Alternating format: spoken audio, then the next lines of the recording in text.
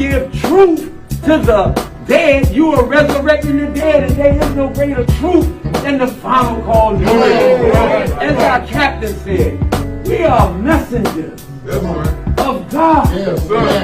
I want you to hear what I'm saying. You got to see the value in yourself. You're not a paper boy. You are messengers of God. This paper, number one, bears the name of our God, Allah, who appears in the person of God. Is come, and now is, when all that are in the graves shall hear his voice and shall come forth. Trying to help the Honorable Minister Louis Farrakhan to go after our people, to save our people from this death that's out here in our communities by offering our people the truth, the knowledge of God, the knowledge of self.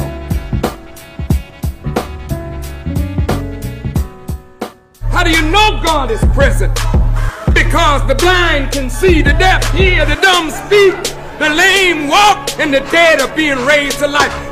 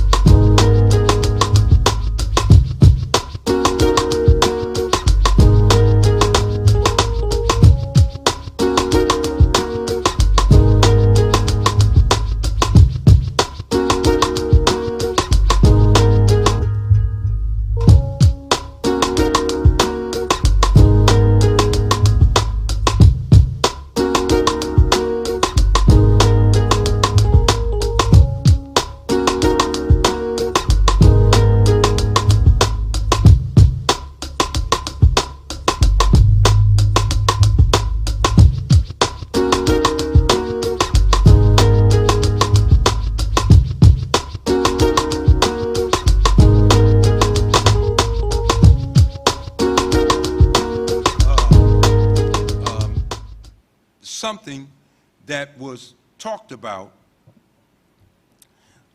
Dr. Claude Anderson brought up, and it supports something that the Honorable Elijah Muhammad pointed us to in the early years, and we have not stopped pointing it out to you. Look at what he said. A social construct, and this is dealing today with the argument over critical race theory. Critical race theory is holding that race is a social construction held up by the legal systems. So a social construct is a purposely raised idea, look at this, by one group that has authority, and they define another group that has lesser or no authority. Just, can we stop right there? Because this social construct now got two parties in it, but they're not equal. I'm not equal with you if you have the authority to define me, but I don't have the authority to define you. That's a bad relationship right there. So you can define me as a coon, a shine, and a nigger, but I can't define you as a devil. I got to be called on the carpet. Do you call whites devils? Do you call blacks niggers? See, I mean, we got to start firing back, because the relationship has been constructed on something. And let me tell you something about construction. I'm not a construction expert, but I know if you build the frame of a house to have 12 rooms, you can't go in, if all 12 rooms are filled, you can't go in there talking about inclusion and it's not a 13th room. If they include you, you're going to have to go in one of them 12 rooms, and I can tell you it's going to get crowded in there. So a social construct is not an accident. A social construct, and we're going all the way back to the founding fathers. They set up a social framework. They had the authority. We were in chains. We did not have the authority. And the social construct frames, look at this, it frames the perception. Our mind can't see any better than we perceive.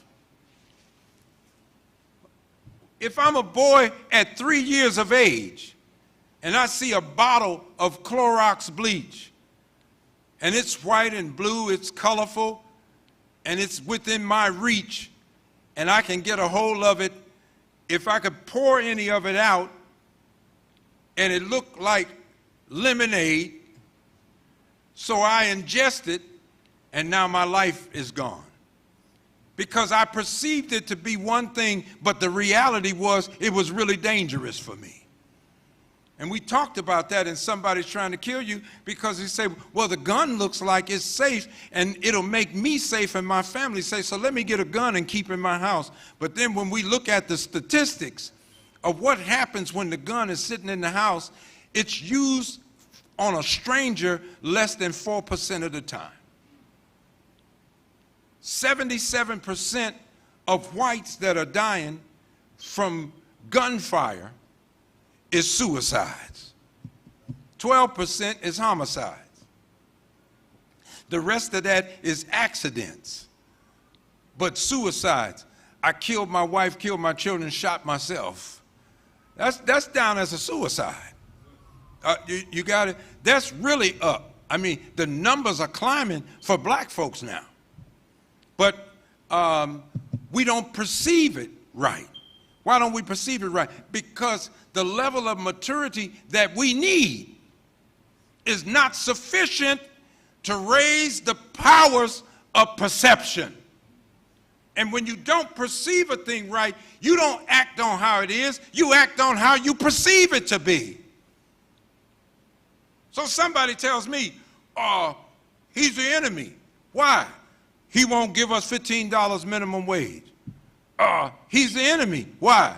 They are guilty of stop and frisk, racial profiling, mass incarceration. He's the enemy. Why?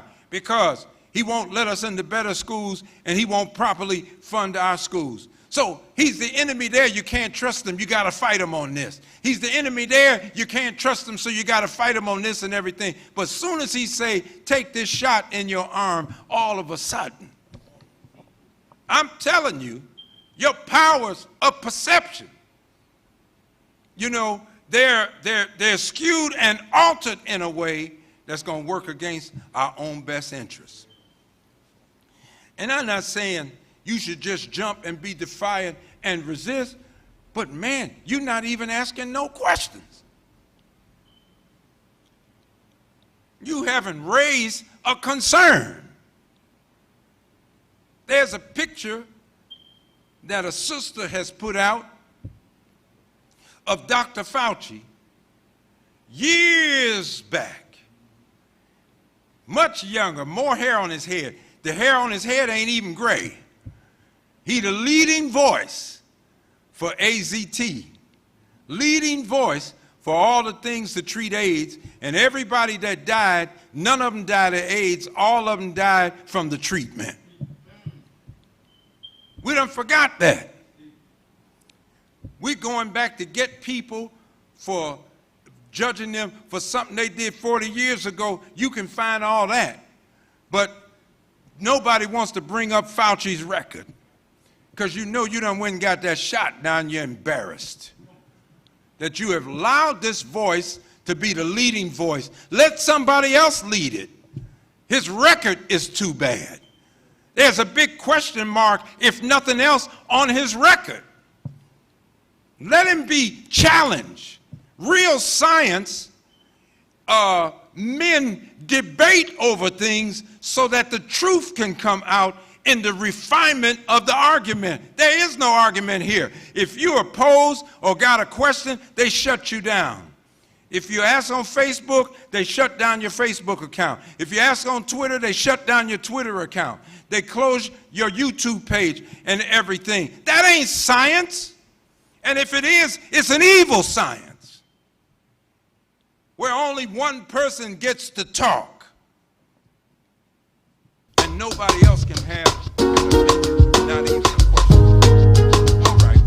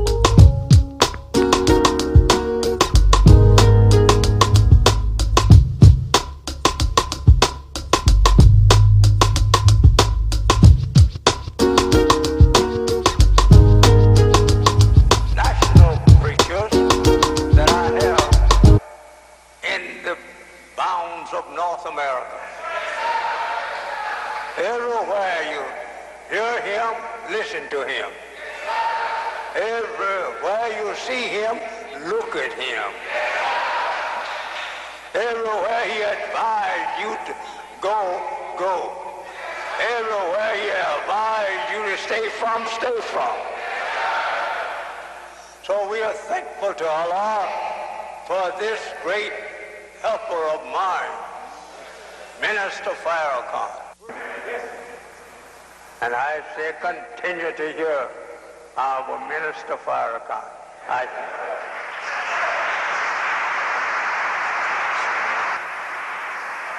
Is this Black History Month?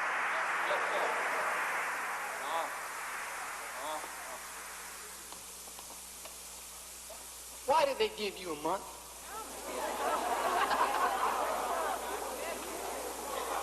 Isn't it true that they gave you a month to study up on your history? And every day of the year you're reading theirs? How can you be justified in studying your history for 1 month when time doesn't even show when you began on the planet? How can you be justified in reading white folks' history, which is a moment in time, and leaving your own history unread? And what you study for this week is not really your history. You're just studying the accomplishments of a slave who made it under the oppression of his master while he still wears the name of his master. So he's not yet making any history. This is his accomplishments in the history of white people. You agree? Yes, sir. All right.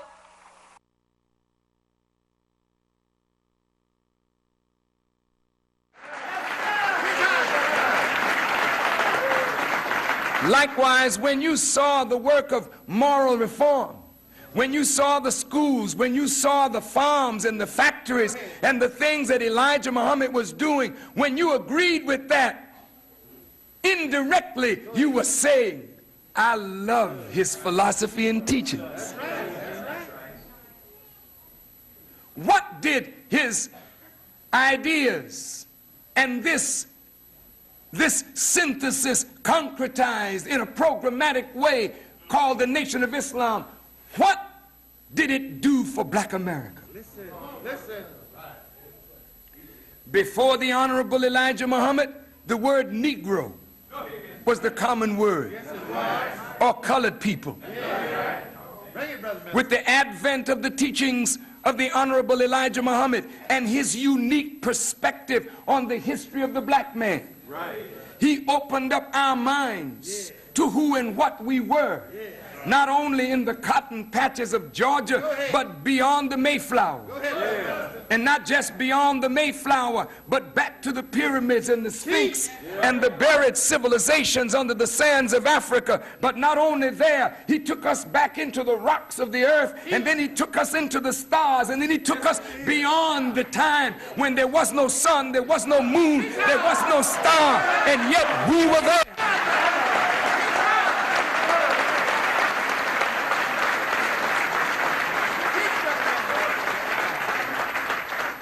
Even though many black people didn't agree with all of this deep history that the Honorable Elijah Muhammad was giving us, it opened their hearts.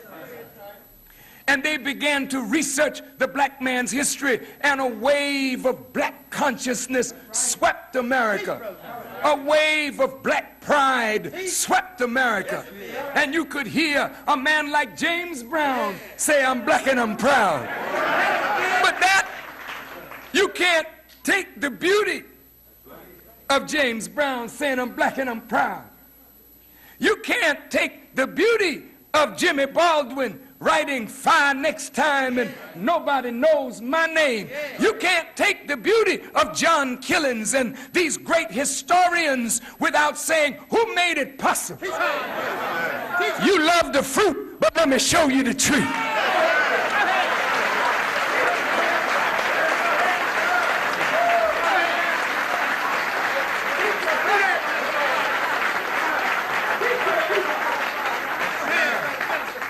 All praise is due to Allah.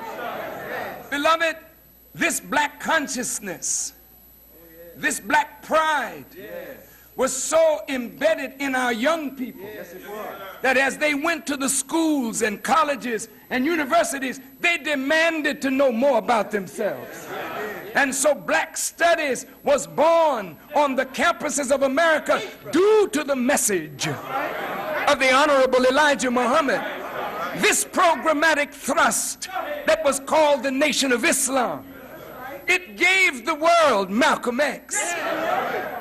And the teachings of the Honorable Elijah Muhammad indirectly through Malcolm X touched every segment of black life.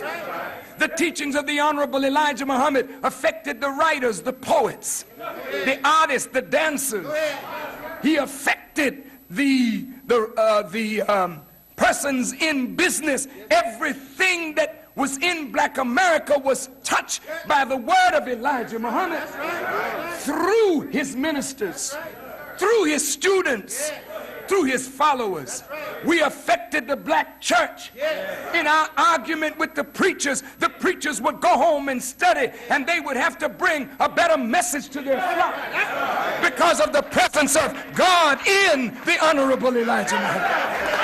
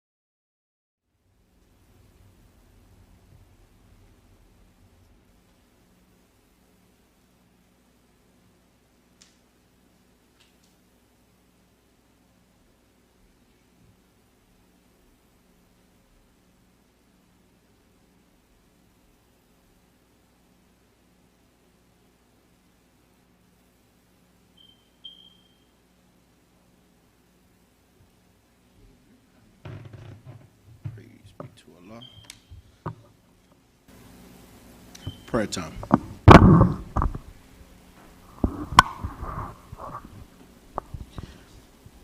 In the name of Allah, the Beneficent, the Most Merciful, surely being turned to thee, O Allah, trying to be upright, to him who originated the heavens and the earth, and I am not from among the polytheists. Surely my prayer, my sacrifice, my life and my death are all for Allah, the Lord of the worlds. No associate has thee in this. I am commanded, I am of those who submit. O Allah, thou art the King. There is no God but thee. Thou art my Lord, and I am thy servant. I have been greatly unjust to myself, and I confess my faults. So grant me protection against all of my faults, for none can grant protection against faults but thee. And guide me to the best of morals, for none can guide me to the best of morals but thee. And turn away from me the evil and the indecent morals, for none can turn away from me the evil and the indecent morals but thee. And O Allah, make Muhammad successful, and make the true followers of Muhammad successful, as that it made Abraham, and the true followers of Abraham successful, for surely thou art praiseworthy and magnified. And O Allah, bless Muhammad, and bless the true followers of Muhammad, as that it bless Abraham and the true followers of Abraham, for surely thou art praiseworthy and magnified. Ameen.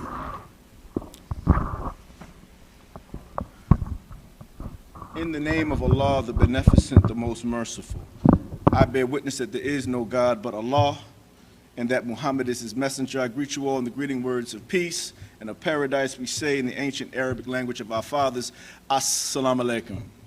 Brothers and sisters, welcome to our Nation of Islam weekly broadcast, live here from Muhammad's Mosque number 12, where we return to share more of the life-giving and the life-saving teachings of the most honorable Elijah Muhammad, as given and delivered today by the Honorable Minister Louis Farrakhan.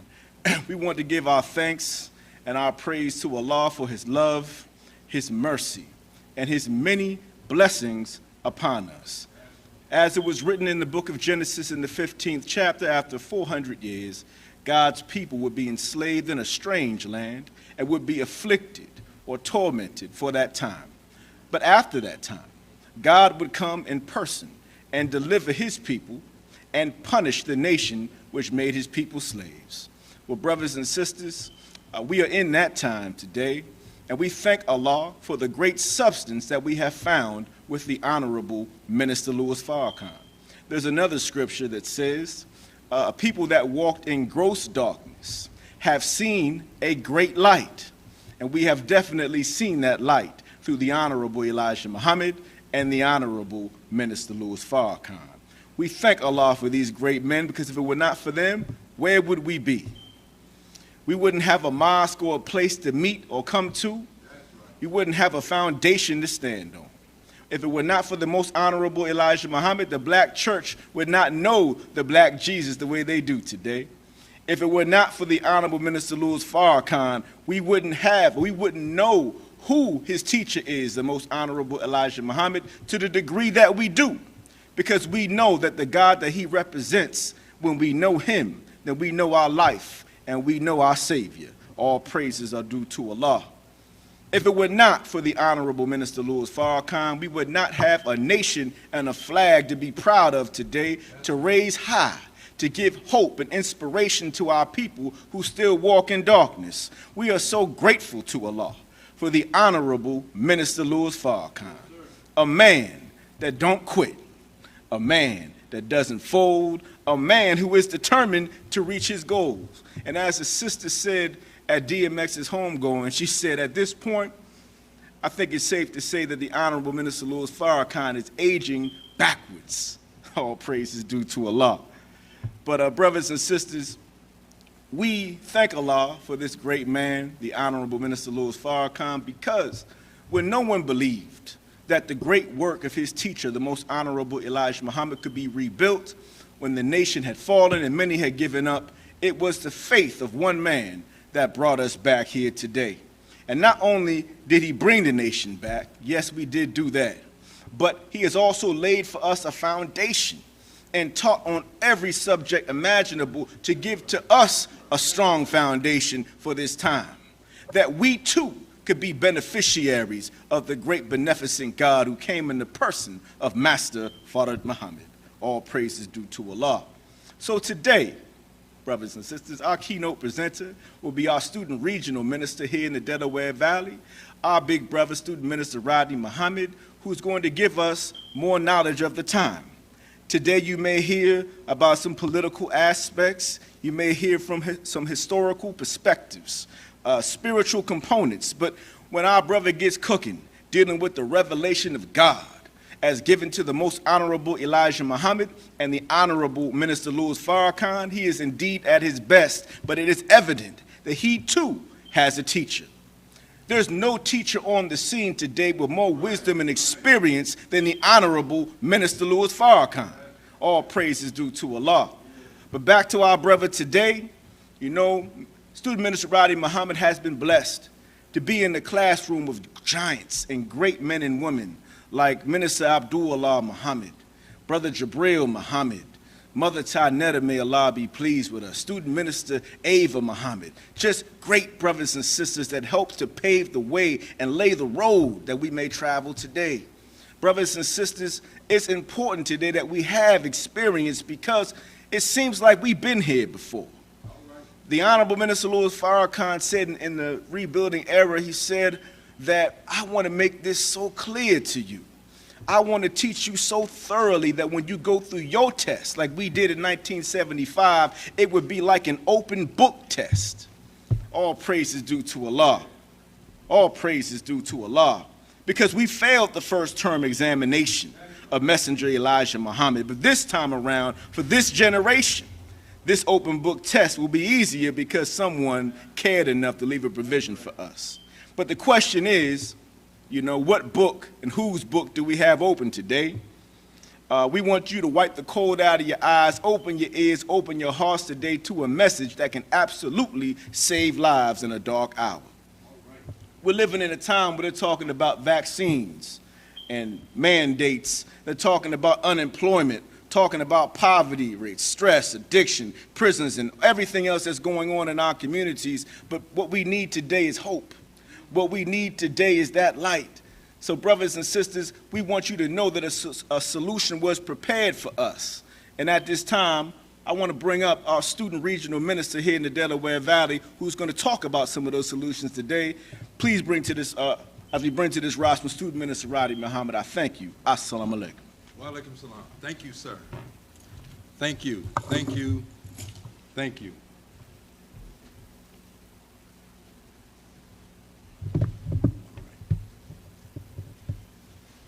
I have it. Thank you so much. In the name of Allah, the beneficent, the merciful, the one God, to whom all praise is due, the Lord of the worlds, we thank Almighty God, who is the revealer of all truth and the sender of all prophets, of whom we make no distinction. We do thank Allah for Moses and the revelation of the Torah, and we thank Allah for Jesus and the gospel that was revealed to him, and we thank Allah for blessing the New Testament apostles that followed Jesus Christ, and we thank Allah for Muhammad and the revelation of the Holy Quran. And as a student of the Honorable Elijah Muhammad, I'm most thankful to Allah for his own intervention in our affairs in the divine person of Master Fard Muhammad, to whom praise is due forever. We thank him for his coming, and he came in the role that people were expecting someone to come in thousands of years, even before the Honorable Elijah Muhammad came on the scene. And so it reads in the Final Call newspaper that we believe that Allah has appeared in the person of Master Fard Muhammad, that he's the long-awaited Messiah of the Christians, the long-awaited Mahdi of the Muslims. And so this long awaiting started taking place even before the birth of the Honorable Elijah Muhammad. And we believe that he has come and made his presence known in North America. And we are so pleased, grateful, and thankful that he found one among us worthy to take him and to bring him closer to himself and anoint him and appoint him and mold and fashion him for us, the Most Honorable Elijah Muhammad, evolve him and make him greater than the state and the condition that he found him in. And so we are thankful that the Most Honorable Elijah Muhammad, that we can see him now even in an exalted state. And that the two of these men, I stand before you today eternally indebted to them for their student, their servant, and their apostle. Our leader, teacher, and guide today, a man who is not in the same condition that they found him in 1955, the Honorable Minister Louis Farrakhan, now a messianic voice to us and the world. And I greet you in their names with the greeting words of peace, Assalamu alaikum. I'm Student Minister Rodney Muhammad, the Student Regional Minister here for the Delaware Valley, just a little helper to the Honorable Minister Louis Farrakhan. And I'm so thankful to him for this rare, golden, and historic opportunity to serve in such a very, very special way. We have been blessed to come before you in our reopening here at Mosque number 12, and we certainly want to let you know that on our reopening we're calling on you, our public, to donate. You can go to mosque12.org. Go to mosque12.org, and there are easy steps for you to join the family of donors that are helping us. And we thank you for your donations to Mosque number 12 to help us as we are working now. This Saturday, we were out, and we thank our Captain Anthony Muhammad, our student regional captain, for helping and assisting with the Final Call newspaper, but also taking men that normally would have been drifting, men who normally would have been aimless and without purpose in life on the streets of Philadelphia, and now they're suited and trained and they're remissioned, and they're back on the street not as a menace but serving as a force to save our people from the condition that gun violence leaves us in. There's a scourge going across our city, and certainly we want to be sure that we are involved.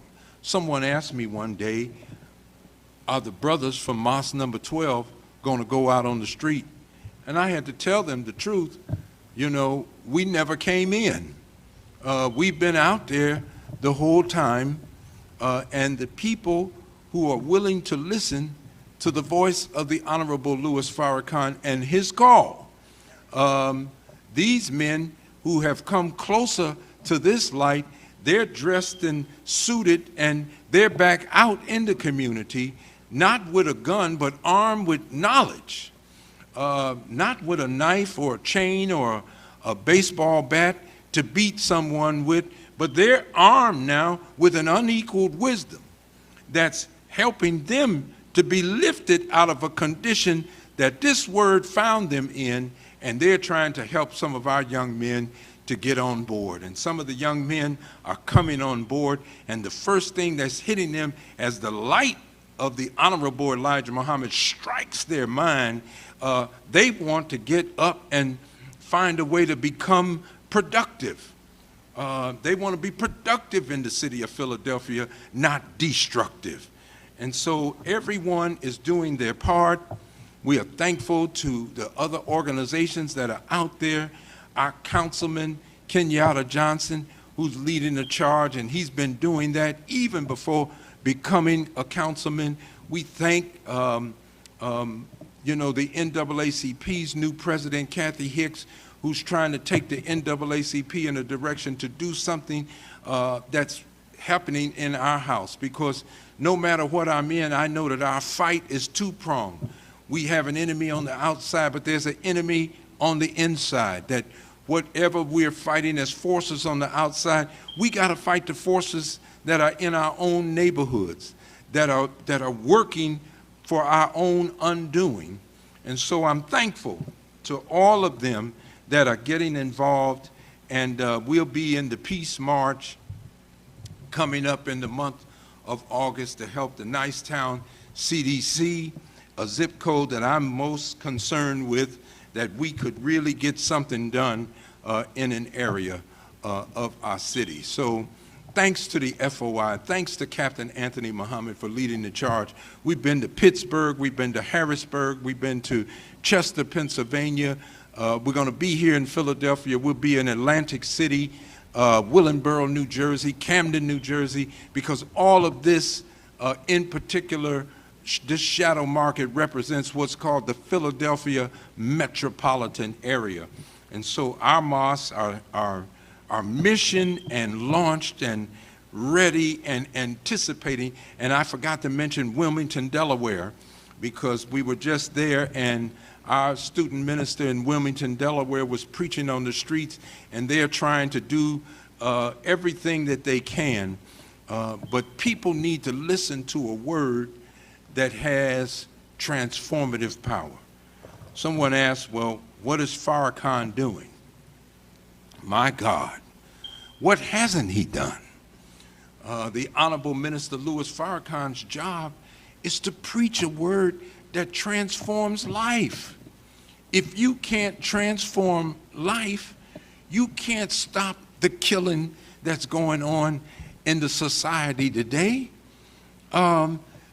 They've built a culture around the idea of murder. But nevertheless, we know with God, nothing is impossible. And so we believe, as the Honorable Minister Louis Farrakhan teaches us, that at the root of America's suffering, it's spiritual. And it's going to take and necessitate a spiritual onslaught to bring about and bring the human being to a state of correction. We have been, and we will be on a Quality of Life series, and I posted, again, a question or a series of questions that I have been presenting for years. You know, if you wake up and on your awakening, there's a rattlesnake in your bed. If you go and find acid in your mouthwash, arsenic or some form of poison in your oatmeal, rush to your automobile to go to work and find that there's a bomb planted up under your car. How long would it take for you to realize that somebody is trying to kill you? Well, if you're in a community and when you look, you see urban decay. When you look, you see the product of disinvestment. When you look, you see that every stumbling block that a human being can find, every booby trap that there is to snare us and catch us and lead us down some dysfunctional, destructive path, as opposed to what we see happening to other human beings around us, maybe even on television, being cultivated in a different way, being offered better advantages. And they're finding a pathway to a better life where we are only left to struggle and see death and suffering. And we live in a survival mode. And in a survival mode, we're constantly tensed up, frustrated, and as we showed you last Sunday, that the Honorable Louis Farrakhan said that when you're living in a racist society, and you have to realize that a racist society, you could be living in one place and the racist can be living in another place, but he's only racist because even though he's not living in the same place that you're living in, he controls what you're living in. And he manages the circumstances by which you are living.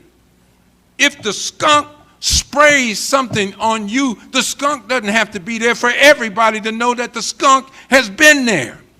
So the Honorable Elijah Muhammad, back in the 30s, he was showing us that the skunk of the planet Earth brings his stench or his way of civilization, and that way of civilization is contrary to the truth and contrary to the nature that you and I have been created in. And when you try to live a life outside of the principle and outside of the law that you were created in, you'll never be successful.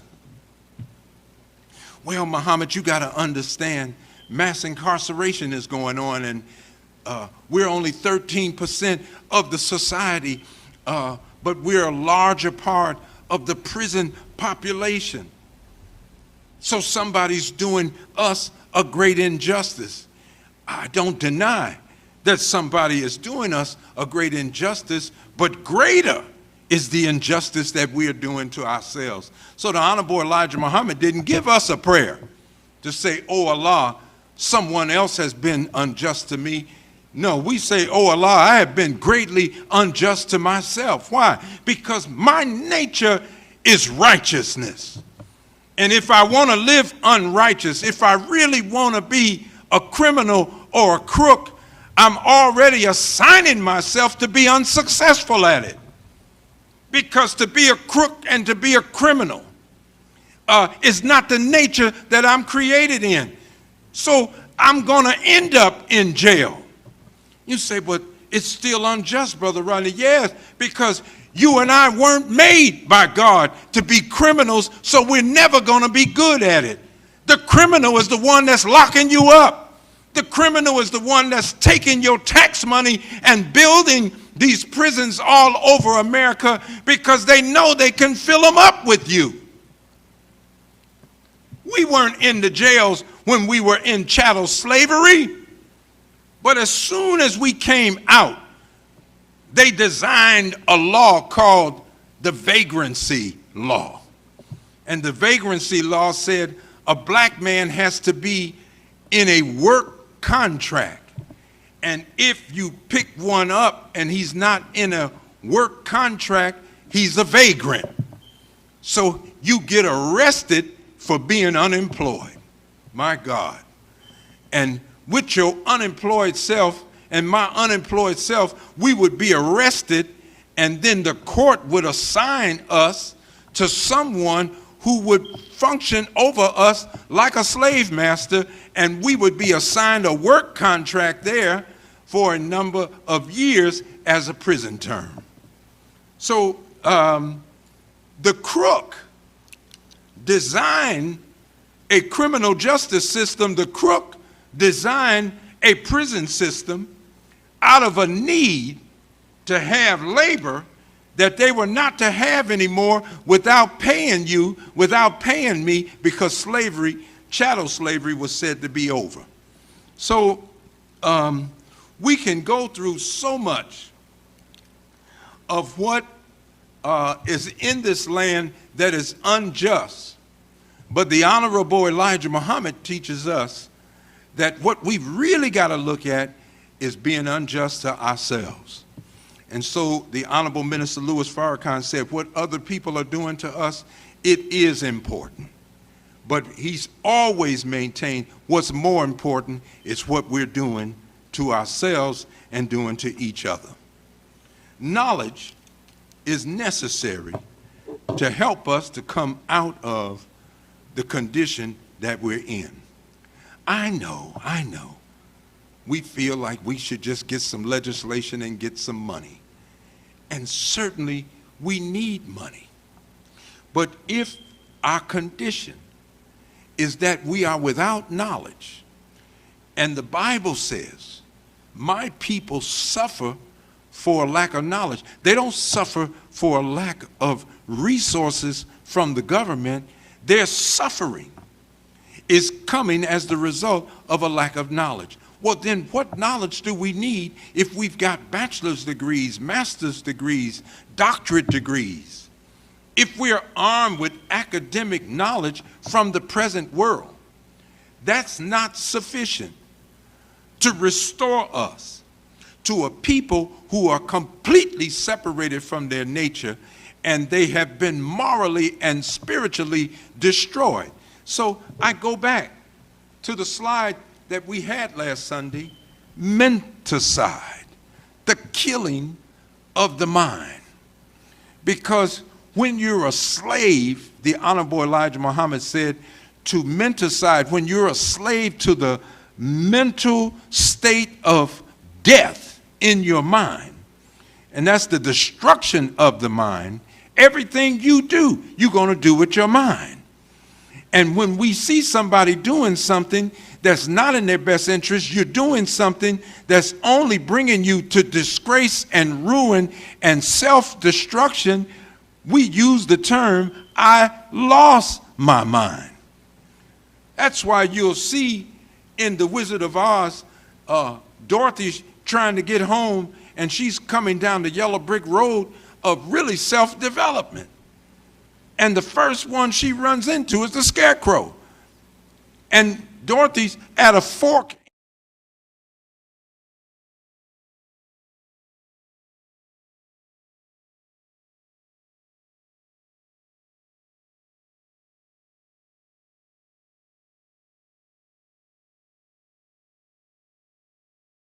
Go that way. And she said, who said that? Then it said, go that way. And she said, who's that talking? Then she looked up and saw the Scarecrow, and the Scarecrow pointed in both ways at the same time. She said, I can't go both ways at the same time. Why don't you make up your mind? He said, that's just it. I lost my mind. That's us, right in the black community in these United States of America. We've lost our mind because our mind has been stolen from us, and we have been wrecked. And so with our own hands, we bring about our own ruin because our mind has been made not to necessarily be our friend. The father of this world, the Honorable Elijah Muhammad, said, your problem is you get knowledge, but you get branch knowledge. And any of you that were boys and you used to climb trees, you know that when you're climbing a tree, you're always successful as long as the branch that you pull up on can handle your weight. But if you've been like me, sometimes you didn't calculate properly and you were on a branch and it seemed like it would be able to hold you, but when your weight came up on that branch, the branch cracked and you could literally come tumbling down because the branch could not hold your weight. So when we are entertaining branch knowledge of the present world that we're in, we're finding that it's too weak to stand the black man up again because the weight of our condition is too weighty and it's excessive for the knowledge that this world is offering. So when the Honorable Elijah Muhammad came to us, he said, man, you need to be re-educated. And you need to be retrained. And re-education means now that we have to get root knowledge. Root knowledge means that you have to go back to the origin of everything. You not only have to go back to your own origin, but you have to go back to the origin of the people that are oppressing you. Not out of hate.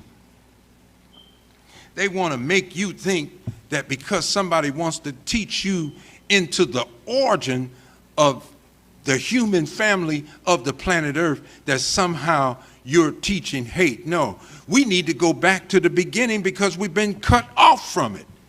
And history is best qualified to reward us research. It's the most attractive, according to the Honorable Elijah Muhammad, because history serves as a guide for us. And when you need something to serve as a guide, that means that yesterday has a foundation for you, and today is built on yesterday. If I know who I was, then I'll know who I am. If I know what I did, then the Honorable Louis Farrakhan teaches us we'll know what the possibilities are for us to do today. But if you don't know who you were, then you're guessing today at who you are. If you don't know what you did, then you don't know what you can do today. So you keep going to somebody else to do for you what you really could do for yourself. And you don't believe you can do it for yourself because you don't know who you were and you don't know who you are. So the Honorable Elijah Muhammad is bringing us into self-knowledge. And when we go to the origin of this world, we find that Mr. Yaqub, when you pronounce his name in the Hebrew, is Jacob.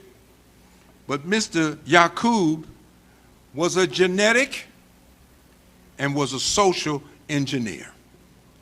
So look at these two words, genocide and menticide, because you control the social order of human beings through their minds. And Mr. Yaqub was a genetic and social engineer. He brought about systematic rape so he could produce a new crop of people, and he brought about the menticide, the killing of the mind of the slave on the plantation, and by these methods being improved on generationally. The people today that rule over us don't even need physical chains. We're not going nowhere. They don't even need to cage us in because we have decided that the cage, we have decided that the limitations and the parameters set for us is what we must live in, what we must achieve in. All of our dreams have to be limited to the cage. All of our aspirations have to be limited to the cage. And if they find one that has an aspiration, if they find one that has an idea that's outside of the framework of the thinking that they want us to have, then that person is labeled as an enemy. And that is why the Honorable Minister Louis Farrakhan is met with great disapproval by the rulers of today's world, because when they hear him talk and what's coming out of his mind, they can hear in that talk the end of their rule. I found something interesting that, and Brother David was touching on it, that the coronavirus or COVID-19 and the present vaccines that the pharmaceutical companies are out here in a fast race to get one in front of the other, that the real argument in the country is about a needle. And when Mr. Muhammad took us back into Mr. Yaqub's history, one of his early workers was a nurse who used the needle to bring about the death of those that they didn't want in their society. Well, the needle is a perfect weapon, because when you place a needle inside of the brain, the murder weapon is hidden inside of the victim. And anytime the murder weapon is hidden inside of the victim, people wonder, did a murder take place? See, when you don't see a murder weapon, you really don't see the crime. And if you don't see the crime, family, you don't see the criminal. So when you look at the victim, you think the victim is the cause of his own victimization. A metaphorical needle, where you set up every circumstance where a people are morally and spiritually dead. That needle that's inside of them, coming from the enemy, because it's hidden inside of us, false teaching, it's hidden inside of us. Everything that leads you in the wrong direction and makes it hard for you to go in the right direction as a people, all of that is hidden inside of us. And as long as it's inside of us, no one can see the murder weapon. And if they can't see a murder weapon, guess what? The world, the human family, they can't see the crime. And if they can't see the crime, they can't see the criminal. And so when we're stumbling, because when a needle is in the brain, you lose balance. And when you lose balance and you're yearning for things that the human being is yearning for, love, compassion, attention, recognition, appreciation, all of these things, but we're stumbling in the earth, looking crazy to do anything, paint our hair purple and gold and whatever it is to get somebody's attention. Hey, look at me. People are not looking at us and saying, my God, who did this to them? Because they don't see the murder weapon. They're saying, my God, what's wrong with them? And the Honorable Elijah Muhammad begins to bring out the horrible truth of what happened to us. In the Masonic order, there's symbolic narratives. And in these symbolic narratives, you can begin to see our story. Hiram has in his head blueprint for a temple. And to get the secrets from Hiram, 3 ruffians come to him, and you know the story. If you're in the Masonic order, he's attacked, and by being hit in the neck and hit in the back, these represented European nations and the colonization of our people. But then one of the blows hit Hiram in the head. And the symbolic picture of Hiram being hit in the head is really about a man being completely divested of the knowledge that was in him. Listen to what I'm saying. Then they dragged his body westward and laid it up in a shallow grave in the north corner. So when we were brought in slavery, the slave ships had a westerly course, and we were laid up in the north corner, or North America, and we were buried in the King James Version of the Bible. And by being divested of knowledge, we see God for everybody else except ourselves. And the shallow grave keeps us blind to ourselves. And as long as we're blind to ourselves, we don't see our real power to make change. And so we end up a people today, we want to see change, but we don't want to change. Everybody knows if I go with Farrakhan, he's going to demand that I make a change. Everyone knew that if I go with Elijah Muhammad, he's going to demand that I make a change. But if I go with traditional leadership, they're going to fight with the knowledge that they have. And the knowledge that they have is we need to make a picket sign. We need to go and protest in front of them. We need to appeal to their conscience, only to find out there's not a conscience, not with those that are in rulership. And so we find ourselves continually coming against, a hard wall that we have not seemed to penetrate, not in a substantial way, and we find ourselves in many ways far weaker than we were in prior periods in these United States of America. So this Sunday, I just want to continue with our series that somebody's trying to kill you. I'm reminded, and when you deal with our menticide and genocide, that we're not only being killed by others, but we are participating now in accelerating the killing of each other. And to the point, it's a joke, it's on social media, but even the Ku Klux Klan is thanking the brothers in the hood for doing their work for them. I want us to take a look at something the Honorable Elijah Muhammad gave us called the Problem Book. And this comes out of the Department of Supreme Wisdom. I want you to let this sink in, that when the FBI took the Honorable Elijah Muhammad in 1942, they confiscated these writings. And they've been trying to decipher it since that time. They can't make no sense out of it. But whatever's in the Department of Supreme Wisdom, it produced a Malcolm X.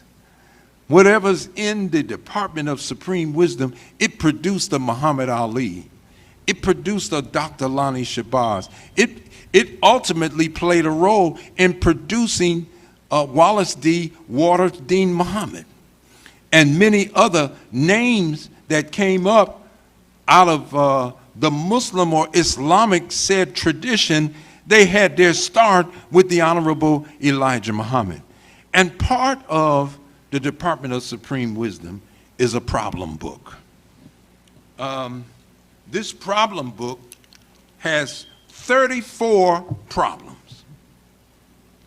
And if you put a 19 in front of that 34, you get 1934. And that's when this man that came from the East and raised up the Honorable Elijah Muhammad by teaching him day and night made his departure. And in his departure, a real problem started. Will we be looking at the same thing? Because every time a man of consequence comes to a people and feeds that people, forms that people, and helps that people to rise up above the condition that that man found them in, his absence usually brings about a demise of his movement, because the principles that he set it up on and the rules and regulations that he put forth for them to operate in, somebody always comes to make sure that those that were following him will divorce themselves from those principles and leave those ways and take on ways that are deviant from what he set up for them, so that they'll bring about their own collapse and demise. So the problem book, notice what it says, that it invites you into it. This book teaches the lost foundation of Islam a thorough knowledge of our miserable state of condition in a mathematical way when we were found by our Savior, W.D. Fard. That's the introduction to this problem book. Now, look at these words. We're not going to be long today, but, you know, we need to look, because it talks about a miserable state of condition. Miserable means being in a pitiable state of distress or unhappiness. To be miserable means to be wretchedly inadequate and meager. To be gloomy, to be pathetic, to be sad, and look at this one, to be broken-hearted. Because we are at the end of a great deal of broken promises. A lot of promises have been made to black Americans over these centuries that we have been here. And not one of these promises has been fulfilled. You ever been promised something and it ends up being unfulfilled? It ends up just being words, but there's no real follow-up on it. It ends up just being words, and you're living a life of unfulfilled expectation. A broken heart. Somebody that was looking for something that would never come. It's like a mirage. It shows you a wonderful place where you can get water and life is growing, and when you get there, you find out it was only in your imagination. The place never really existed. Well, that's That's how it's been in Black America. So part of being gloomy, part of ending up, and what makes us pathetic is that we sit and waiting on it.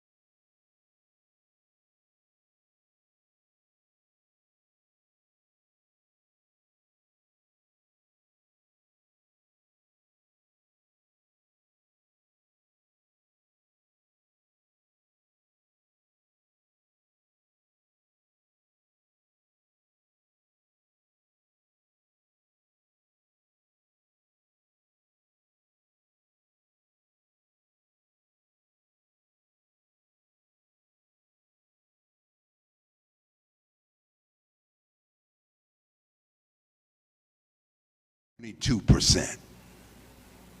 That translates mathematically that we might have as many as 242,000 people in Philadelphia of adult age that can't even fill out an application for a job. You can't answer something when you can't read the question. And your outlook on life is sorely limited because you can't read. So you're getting your information from conjecture and, well, I heard somebody say. Well, where'd you get that from? What's your reference point? Where'd you read that? Well, I didn't read it. You know, we was kicking it and we was talking over here. Excuse me for using that cheap term, but that's how we talk. And you basically are going on what you heard. And then even those of us that can read and write, there's studies that show that probably 85% of us stop reading books after high school. You only read, and we only read because we were required to read. But once I was no longer required to read, once nobody was over me, supervising me, making me pick up a book and stuff, I just stopped reading. I don't even read the paper. And some of us probably do more reading now because we got these smartphones and you can scroll down and get a comment here and something there, but it's not reading and reading critically. And if you don't know what was said yesterday, I mean, we're talking about voting in Philadelphia. I read a book that talked about a time in Philadelphia when Charles Bowser ran for mayor. And when, I didn't know, but when he ran for mayor, there was some unscrupulous stuff that went on in this city. And so the black community was outraged and they wanted a recount. Do you know there was a citywide recount? And that recount had so many people in black Philadelphia suspicious. They were more suspicious about the recount than they were about the faulty election that took place with Charles Bowser losing in the first place. Guess who did the recount? Committee of 70. And the Committee of 70 is the one that wants to get rid of the sheriff's department, wants to get rid of all the election commissioners and that, saying this is a waste of time in Philadelphia. And our election commissioners, at least they've been going around the city trying to get you registered to vote and trying to educate you on the vote and about the elections and things coming up. And people are trying to hold forums so you can hear what candidates may or may not want to do for you. But my point is to show you about critical reading, you know. Now, look at the word index. Index is a sequential arrangement of material, especially in alphabetical or numerical order. Because we have Google today, you could just about type in and read up on anything. You can hit it on your phone, on your laptop or your desktop computer setting, and you just Google this and information comes up, Wikipedia and all of these kinds of things. But man, some of us remember when you had to go to the library and you couldn't find a book if you didn't know how to follow the Dewey Decimal System. And with the Dewey Decimal System, you're dealing with an arrangement of alphabetical and numerical orders that were set up, and you had to learn how to read these numbers so you could go to the section first where your book could be found, and then you follow the sequential order in order to find the book on the subject matter that you were looking for. Well, that's indexing. But indexing is also something used or serving to point something out. It's a sign. An index is a sign, a token, or an indication of something. It's something that directs your attention to a fact or a condition. So anytime you have a prevailing condition and you assign to it a numerical expression, you're indexing it. So if the problem book is a state of our miserable condition, then when we apply a numerical expression to that, we have the misery index. So black people in the misery index, I put for you some of the leading causes of death in the black United States of America. The misery index. This isn't everything that's killing us, but it's some of the leading things that's killing us. First one is heart disease. Heart disease. So obviously,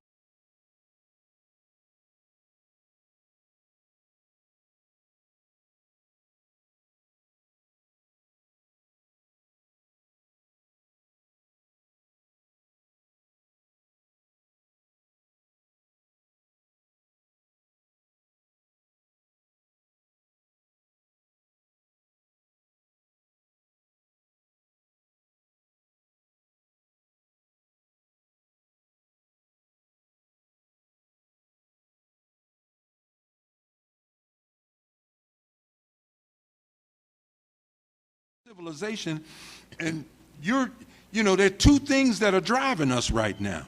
One of them is you either trying to be free or you trying to survive slavery. Both of them bring stress. And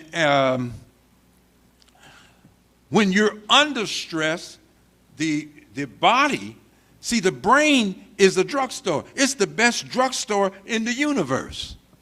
This very brain will let you operate during the day, and if you forget that your organs, if you forget that your limbs need rest, the brain creates a combination of chemicals and releases them in the body, and before you know it, you start yarning, and you say, my God, I'm sleepy, I got to get some rest now. And you know what? You go to sleep. I go to sleep. And did you know that they studied sleep and they found out that sleep is in stages, and that you might lie down for 7 hours, but only one of those hours is the stage of sleep that actually replenishes the cells in your body, replenishes your organs. It literally replenishes the body. And you're so refreshed after that level of sleep. But they also found if you went one more stage, after that stage, you'd actually be dead. So when you're and I are asleep, we are approaching death, but Allah keeps us from going into death. Even as the Quran says, He takes the souls by night. Think of this. Every night that we lay down, He's taking the soul. Those that He wants to remain here, those souls are restored back to us. And if it's your time and my time to go and He keeps the soul, then somebody ends up saying we died in our sleep. And that's why the old folks were right. Thank the Lord for another day, because you didn't have to have that day. I didn't have to have that day. So sleep, not only is sleep so refreshing and restorative, it makes you want to lay in its grip for as long as you feel you need to, because it feels so good to have the body restoring energies that have depleted, and the brain has sent chemicals. So the brain is the one that sends chemicals for your and my awakening. But guess what? The Muslim realizes that sleep is so good, it's a god. Why? Because it possesses power and force.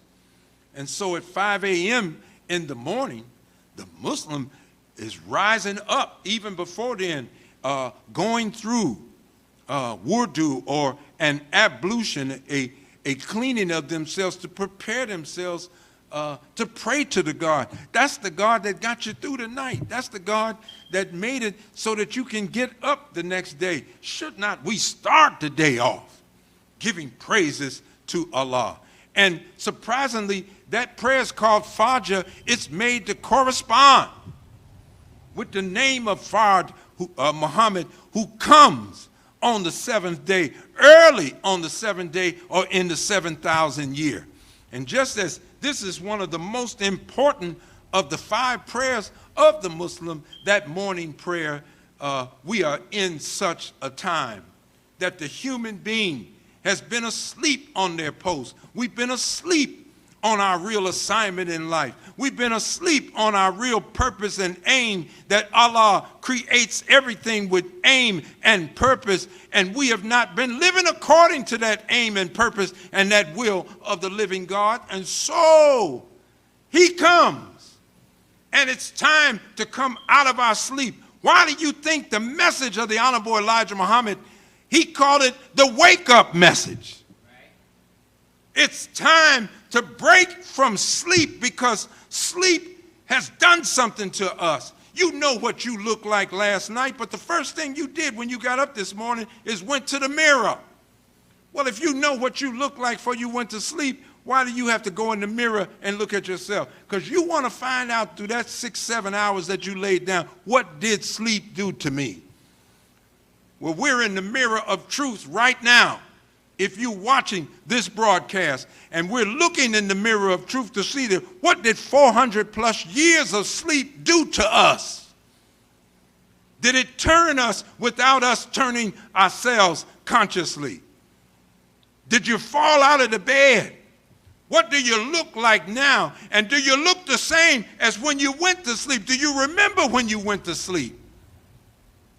What did you think about while you were asleep? And what are you thinking about now? So the wake-up message of the Honorable Elijah Muhammad is calling us up out of our sleep. And anybody that knows how when sleep grips you, how good it makes you feel, my God, you feel discomfort to break from the sleep. But once you train yourself to do it over and over again, the human being is trained to hear the call of a God who comes at such a time, as the Fajr prayer calls on the Muslim to pray in the morning. And so I'm happy about it, but heart disease is number one. And see, a broken heart, when somebody says, well, their heart was broken, well, you can't cut the person open and see a broken heart. All this is going on in the mind. When Jesus said, as a man thinketh in his heart, so is he. The muscle beating in your chest, in my chest, that heart can't think. You need a brain and a mind to think. No, that heart is in the mind, and it serves as the core of the mind, and that heart is responsible for pumping and issuing forth the bloodstream of our thoughts. And man, when your thinking is not right, when my thinking is not right, the kind of mental stress that comes on us, it can break your heart. If you were expecting something, really expecting something, and that thing did not come, or really anticipating something and it failed you, or someone failed you. So heart disease is number one. Cancer. Now, we found, you can find a period in Black America where you didn't see any of us with cancer. There's evidence now, I think it's CV40, but there's evidence now that what many were injected with back in the 60s when they were said to be giving us the polio vaccine, that we were actually injected with something known as SV40, which really was a cancer and had in it cancer-producing properties. But I know that from the 60s on, and I have a mother that died of cancer, that cancer began to spread in the Black community, but prior to the 60s and the 50s, it was almost unheard of that cancer was among us.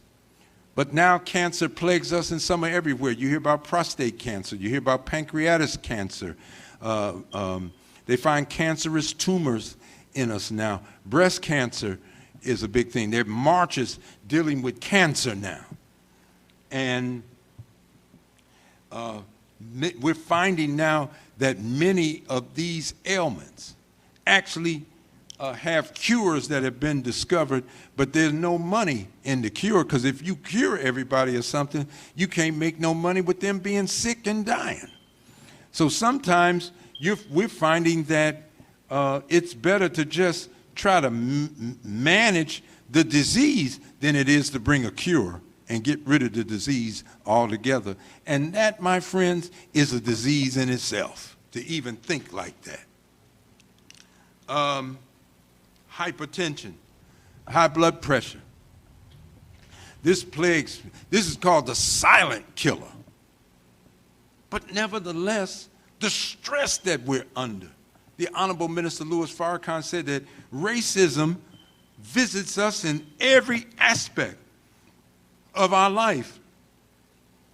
And when you're sitting, and I'm sitting in the midst of plenty, but we're in want, that's a stressful situation right there. You know, you got people who are living on $2 a day in certain countries. When I study the global poverty statistics, and they don't have hot and cold running water, they don't have a bathtub, they don't have a sink, they don't have a place really to lay their head, they're living outside. And they're eating things that you and I wouldn't even want sitting up on our table. I mean, there's some levels of poverty that would really wrench us. When Dr. King was going abroad, I never forget, he went to India and he was in Calcutta. And he said, man, maybe 1 million or 2 million people go to bed hungry at night in countries like that. I remember him saying, he found himself saying that at that time in America was spending $1 million a day to store surplus food, and Dr. King said we could store that food free of charge in those wrinkled stomachs of the hundreds and millions of people that go to bed hungry at night. See, but just think of the thinking that's going on in the rulership. Hypertension, the high blood pressure, can really cause our kidneys to shut down. And then once your kidneys shut down, if you don't get on a machine, a dialysis machine, and now our communities are becoming dotted up with dialysis machines, and the state is paying you, you invest in these machines, the state will pay you to have these people come in and sit on these machines every week. I remember as a child growing up, The only medicine we had in the house was Anacins or Bear aspirin. And somebody might have had some cough medicine. But now people are getting medicine, and they're not taking medicine so many days and getting cured of something. We on medications for the rest of our life. And hypertension is one of those. And a large part of what would bring down hypertension doesn't even require medicine. That's eating proper foods and being real careful about exercise. But sometimes, because in civilization, we have gotten so spoiled. Remember, the messenger said, we haven't only been robbed of the knowledge of ourselves, robbed of our history, but we've been spoiled. You ever seen a spoiled child? You really can't stand to see somebody spoil a child. The child's trying to tie his shoe. No, baby, let me tie it for you. The child trying to learn how to do this. No, baby, I'll do it for you. Don't you worry about it. The child is running around. He just makes a mess. She just makes a mess. We just go clean up the mess, whatever it is. Whoever they injured, whoever they hurt, whoever they offended, we try to come up behind the child. But we never make the child. We never want to correct the child. We never want to make the child responsible for their own behavior. So the child grows up spoiled.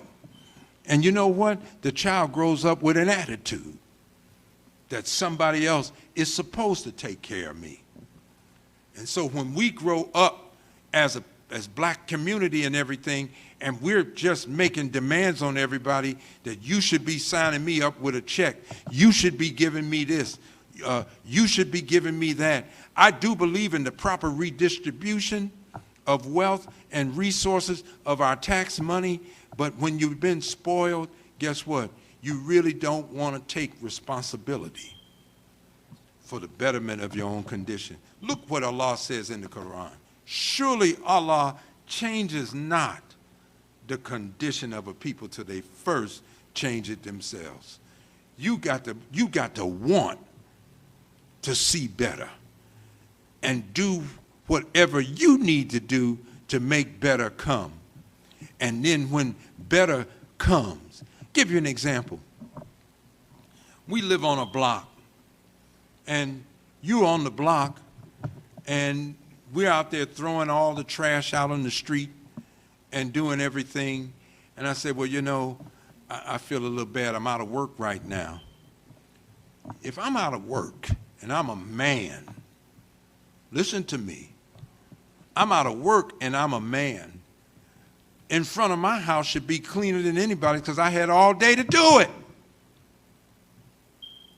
But sometimes the man that's the busiest, who's gone a lot because he's doing a lot, has a better looking setting than the man that does not. And that tells you that, you know, we have a problem beyond just money. We got a problem with our thinking. And if you're raised up, don't know yourself because you've been robbed of the knowledge of who you really are, and you're spoiled, not only are you failing to do for yourself, but you believe that others are responsible for doing for you. And you give more energy to making somebody else get up and do something about what you're doing in your community when no one else can change it but you and I. We can clean up our block. The people that live on that block could say, we got to stop waving at each other and sit down and have a cup of coffee together, and let's work together. And I'll look out for the children while I'm at home, and we try to make sure that the children all know that you got to answer to all of us on the block. And to a large degree, we used to live like that. Now, we had a thing, don't you say nothing to my child. And so the children are growing up, and even now, a lot of people are pointing fingers at each other in Philadelphia about the murder on the streets. And you know what? The people who are killing each other, that's what they're doing. They got their fingers pointed toward each other. It's just that their finger is on a trigger. And these guns are going off, and it's resulting in widespread carnage throughout our city. One of the first things we have to do is stop pointing the finger at each other and condemning each other about what each other are not doing about the violence in the community. If you can't show a sense of unity, how the hell are you going to make somebody else see it? You can't even demonstrate it, but somebody else is supposed to change because you want to see something different. You can bring down billions of dollars. That don't necessarily change the mind and the heart of people. You can bring about some conditions that could be favorable for people in that, but you and I know deep inside we got to change. We've been poor. I have seen children. I've lived to see children that didn't have shoes, but it didn't stop them from getting to the schoolhouse to learn how to read. Now you got children with $200 Nikes on, live across the street from the library and never been inside of it. Come on, family. We really got to take a look at ourselves. And a lot of our stress and hypertension got more to do with what we're doing, and it's something closer to home than all the conditions that are around us. And I don't deny that things are set up on the 21st century plantation to make us more self-destructive and less productive, and certainly less connected and unified as we should be. Diabetes. Obviously, you know, what we're eating is bringing us closer and closer to the grave. Mr. Muhammad teaches us that with our own mouth, we're digging our grave, and we're going after the quality of life. HIV. HIV didn't start with black women, but it ended up being that black women are the leading social group infected with HIV or AIDS. And this is a breakdown of the immune system. And once the immune system is broken down, you know, the immune system protects us against a whole lot of bacteria that's out here. Our body is constantly at war with external agents that try to come in the body and take up residence. We got white blood cells. They're warriors. They go after everything that's set up in the community of self that ain't right. If our minds would work like that, we would only allow our minds to be fed things that are consistent with other material that we've already read that's working toward our betterment. So we have real work to do. Homicides is a leading thing that we've been caused to fight now and to kill one another, and we're guessing at what's bringing about this spike in murders. Somebody had the nerve to ask me, what's Farrakhan doing about the murders? Since 1979, it's been Minister Louis Farrakhan that has been talking about black men killing each other on the streets of America. And back in 1980, I remember him always saying that we are killing each other at an alarming rate that exceeds how many of us were dying in Southeast Asia in the Vietnam War. Some of you weren't even alive when the Vietnam War was going on, but it was a draft then, so they drafted you and put you in the army and sent you over to Southeast Asia. And 58,000 American troops died in that conflict, and America never declared war. It stayed an International Police Act the entire time. How do you let that many Americans die, black and white, up to 58,000, nearly 60,000 of them dying? No. So it's been Minister Louis Farrakhan. It was Minister Louis Farrakhan who started a Stop the Killing tour. And it was Minister Louis Farrakhan that out of the Stop the Killing tour, where he went to every city in America and spoke to a crowd no less than 10,000, but in some of the cities we had as many as 20,000 and better out. And the Stop the Killing message ultimately led to all men's meetings, and this city fought against us having an all men's meeting Other cities wanted to fight against us having an all-men's meeting. You know, if men are killing each other on the street, these are men of color, why wouldn't a city want to see those black men come together to talk about everything that we could do, because we were making our own communities unsafe for our women, unsafe for our children, and even unsafe for ourselves. See, you don't want to admit the hand that's on the outside that can free us. Abbotsford Projects, the brothers from Mosque number 12 were employees up there, and with no guns, Abbotsford Projects at one time was one of the best run in the country, with crime all the way down. Everywhere that men who had received the transformative word of the Honorable Elijah Muhammad through Minister Louis Farrakhan. We were in these housing developments in Washington, D.C., Baltimore, Maryland, Pittsburgh, Pennsylvania, Cleveland, Ohio, Los Angeles, California, and everywhere, and the crime was going down. Go and Google it and check the record and see who it was that went after the government to make the government make sure that they set no money aside to reduce the crime and the killing and the carnage that was going on in our community. And when they got the government to pull the money and the brothers couldn't be there 24/7 because they had to go find work to be somewhere else, and the crime went back up, this same group of people never came with an alternative plan. Why do you think that is? Because they didn't give a damn about you dying. They didn't give a damn about the rapes. They didn't care about the drugs. They didn't care about us dying like we're dying right now. And you running around the city talking about, tell the mayor to stop the violence, tell the governor to stop the violence and that, and you know it's your job. Accidental injury. Congressman Brendan Boyle helped me with a federal report to show how many people in America are dying just from having a gun in the house. One of the things it showed is that when polled, 96 to 97% of the people said, I bought a gun to protect my family and myself from intruders. That's why they purchased the gun. That's the purpose.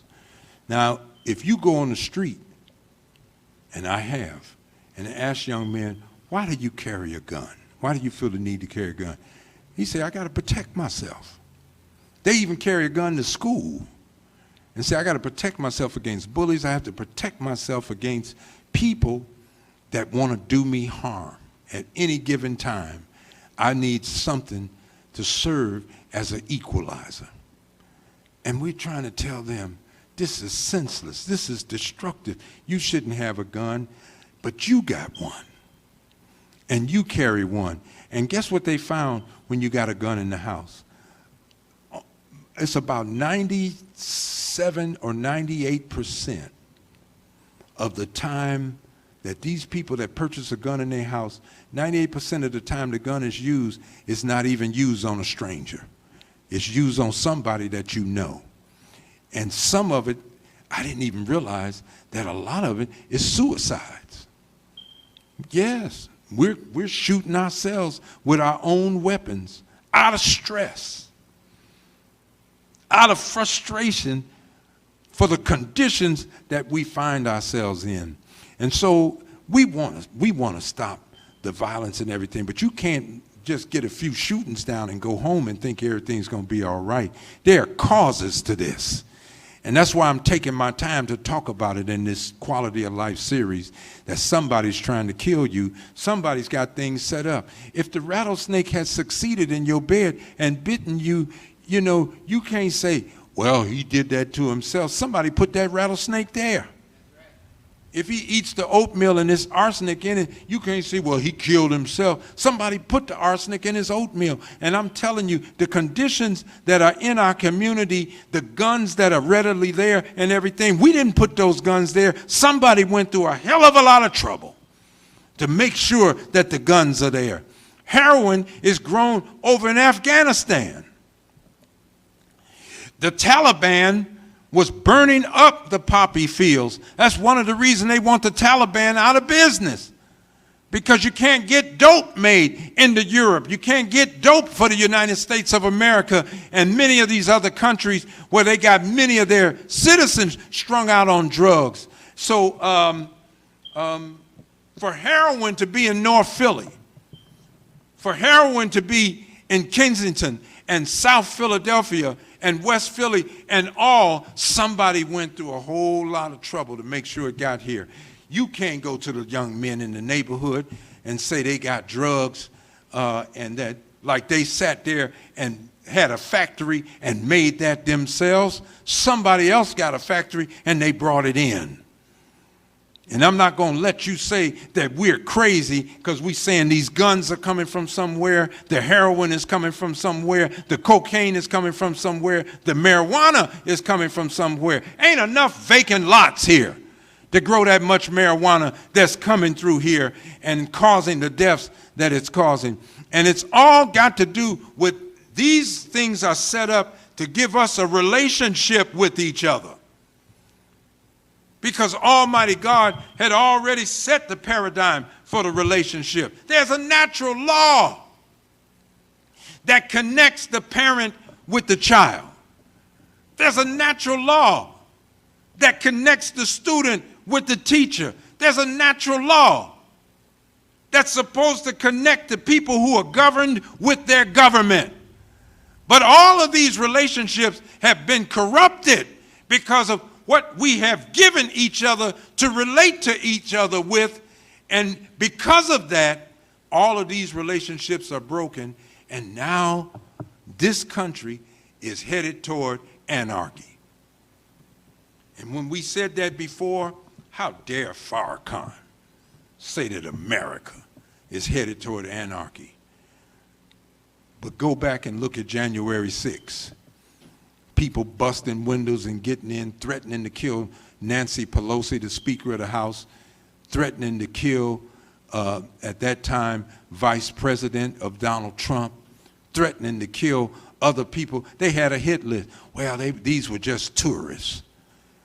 The hell, somebody make the shirts up before they got there. That was planned. And the hell, you got bear sprays. You got the kind of spray that if a bear was attacking you, you could knock that bear out with that spray. They brought there, ain't no bears in the Capitol.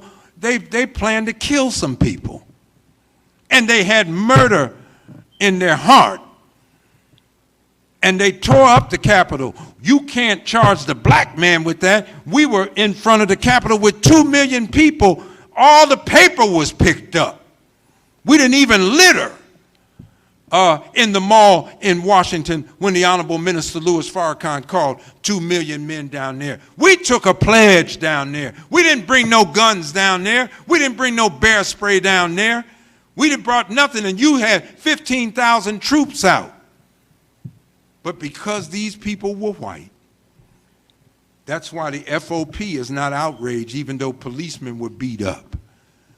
That's why policemen all over the country are not outraged with what happened at the Capitol, because if they had used their firearms, they would have had to cut down a whole lot of white folks, and you didn't want them dead like that. But had it been Muslims, had it been black folks, we'd have had a whole lot of funerals that day. You never would have got inside there to break a window or to hurt somebody or to kick your feet up on Nancy Pelosi's desk. You just wouldn't have got that far. So it's a state of anarchy, and you could see that there's an unwillingness of law enforcement to bring them under control. I hope you're looking at it. The Honorable Minister Louis Farrakhan is calling us to something much better. The word that comes from him is not only helpful to black America, it really is helpful to white America. He can help white America be saved from her own sickness. He knows, and I have seen him work with whites who are well-meaning. One of his closest companions is a Caucasian Catholic priest in Chicago, Father Pfleger. So you can't charge Minister Farrakhan with being some racist in reverse. Even if we were racist in reverse, we'd be justified with what you have done and what you're doing to us. But you don't see black America holding up the banner of revenge. Black America, I don't care what organization we're in, we just want an even playing field. For the most part, we want to be left alone so that we can begin to build for ourselves and build a kind of life that nourishes and cultivates our community in a way that it's enriched, it's empowered, and we can produce ourselves and make ourselves even better citizens for you and not just for ourselves. We thank you for listening to us this Sunday, and we'll be back next Sunday. Assalamu alaikum.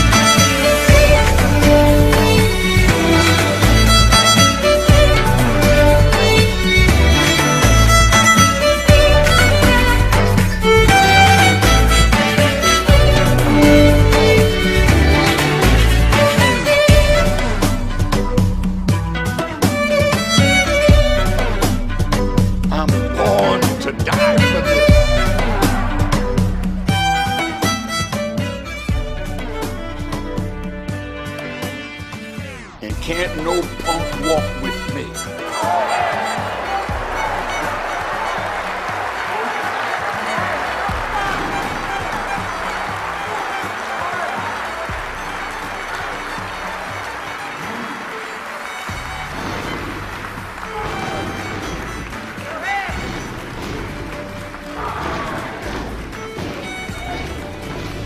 So if you want to be depunctified, go ahead, go ahead. Depunctified. Join the FOI. Join the MDT. Join the Nation of Islam. And take a dose of what got Farrakhan like he is.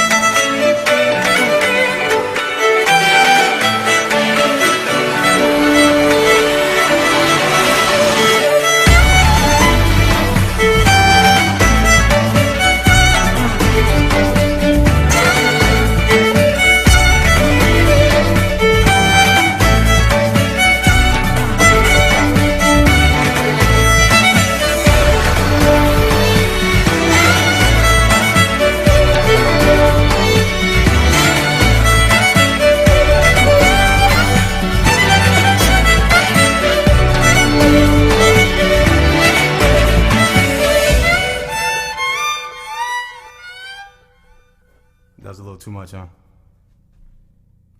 Keep it.